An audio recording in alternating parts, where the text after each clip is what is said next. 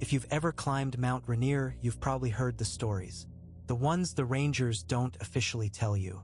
They say that somewhere above 11,000 feet, the mountain starts calling people by name. Most climbers laugh it off. I did too, until I reached the summit and came back down with someone who was never part of our team. The summit didn't want witnesses. Every climber knows that Mount Rainier decides whether you reach the summit. That's what our guide said before we left paradise at midnight. I laughed when I heard it. I climbed 14 years before. I trained for months. Weather was perfect, our permits were in order, and our 4-person team was moving well. The mountain wasn't making decisions. Gravity was. At least that's what I believed. By 2 in the morning, we were crossing the Muir snowfield beneath a sky so clear it almost hurt to look at.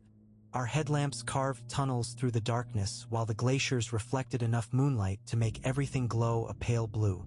No wind, no sound, just the crunch of crampons against ancient ice. We reached Camp Muir just before dawn. The ranger on duty looked exhausted. As he checked our permits, he paused over our route. "You staying on Disappointment Cleaver? That's the plan." He nodded slowly. "If you hear someone calling your name above 11,000 feet." He stopped. Then he forced a smile. "Don't waste energy answering." I assumed it was some old mountaineering superstition. I wish I'd asked him what he meant. The climb above Camp Muir became steeper. Our rope team moved in silence, each person 20 feet apart. Crevasses yawned beneath fragile snow bridges, disappearing into blue darkness deeper than any cave I'd ever seen. Around sunrise, we started hearing voices. Not conversations, just names. The first one belonged to Ethan. He stopped walking. "Did one of you call me?" Nobody had.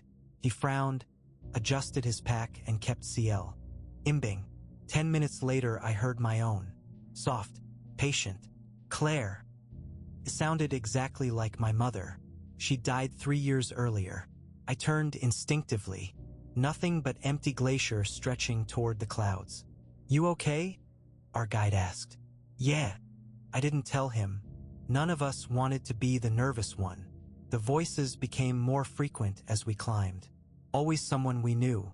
Always behind us. Always just far enough away that turning seemed reasonable. Our guide never looked back once. At about 12,000 feet, we encountered another climbing team descending. There were only 3 of them. One rope. For empty carabiners. Our guide asked where their 4th climber was. The oldest man stared at him blankly. "We left with 3. You sure?" A long silence followed. Finally, the man whispered, I think so." Then they continued downward without another word. Something about the exchange bothered me. Not because someone might have fallen, but because none of them seemed certain how many people they'd started with. The higher we climbed, the stranger the mountain became. Footprints appeared beside ours.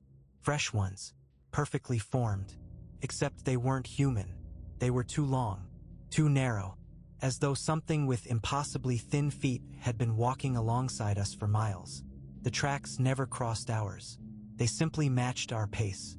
Always 30 feet away, always leading upward.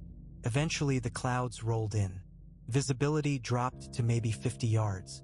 The world shrank into white emptiness. Then Ethan stopped again. "I can see someone."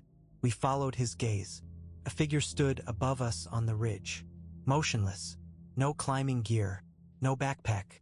Just a person wearing what looked like ordinary dark clothing. Watching us. Our guide raised a hand. No response. He shouted. Nothing. The figure remained perfectly still. Then, stepped backward. Not turning around. Not climbing. It simply slid backward into the fog and vanished. None of us spoke after that.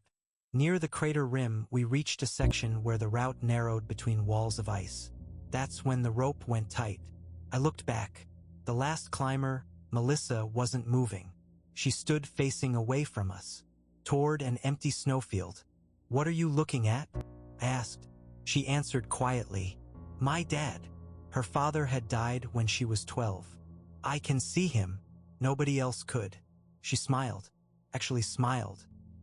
"He says he's been waiting." Our guide reacted instantly. He clipped himself to her harness and physically pulled her forward. She screamed, not in fear, in anger, like he'd torn her away from someone she desperately wanted to reach. For nearly a minute she fought against him. Then she suddenly stopped, blinking. What happened? She remembered nothing. We continued. None of us wanted the summit anymore. We only wanted to get back down. When we finally reached the crater, the fog cleared just enough to reveal the broad snowy expanse stretching before us. And hundreds, maybe thousands, of footprints, every direction, every size, some barefoot, some boot prints, some so enormous they couldn't belong to anything human. None of them led away, only toward the center of the crater, as though everything that entered never came back. Our guide didn't even let us stop for photos. We're leaving. Immediately. During the descent, nobody heard voices anymore. The mountain had gone silent. It wasn't until we reached Paradise parking lot that evening that we noticed something impossible. The summit photo on Melissa's camera showed 5 climbers. Our group had only ever contained 4. Standing at the far left was a man in dark clothes. No helmet, no rope, no climbing gear, just smiling. When we zoomed in, the smile wasn't directed at the camera. It was directed at Melissa. She deleted the picture before anyone could say anything. A week later, she quit climbing. 3 months later, she disappeared. Her car was found at the Paradise trailhead. Inside was a single note, just one sentence. He said, "I forgot something at the summit." Search teams never found her. I haven't climbed Rainier since. People still ask why. I usually tell them I lost my nerve. That's easier than telling the truth. Because every year around the anniversary of that climb, I wake up just before dawn. And outside my bedroom window, I hear my name, soft, patient, carried on a wind that smells of snow.